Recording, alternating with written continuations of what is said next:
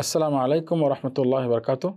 সম্মানিত ভিউয়ার্স, দর্শক ও শ্রোতাবৃন্দ, 18 নম্বর ভিডিও ক্লিপে ফাতিমা বিনত রাসূলুল্লাহ সাল্লাল্লাহু আলাইহি সাল্লাম সম্পর্কে আমরা জানব। তিনিও জান্নাতের সুসংবাদ প্রাপ্তা এবং জান্নাতবাসীর মহিলাদের সর্দারিনী।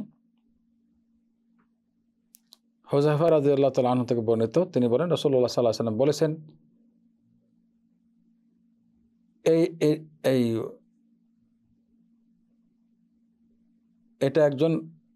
ইনি একজন ফেরেশতা, এর আগে পৃথিবীতে কখনো আসেননি।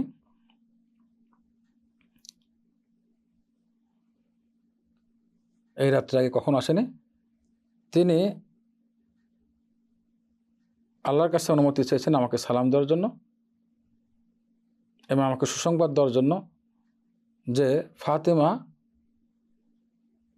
জান্নাতি মহিলাদের সর্দারিনী হবেন, সবার প্রধান হবেন, এবং হাসান এবং হুসাইন জান্নাতের যুব সমাজের সবার সর্দার হবেন, তারা দুজন, এবং সবার প্রধান হবেন।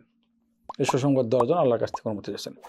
হাদিসটি সহিহ জামে সগীরের 4190 নম্বর হাদিস। আসসালামু আলাইকুম ওয়া রাহমাতুল্লাহি ওয়া বারাকাতুহু।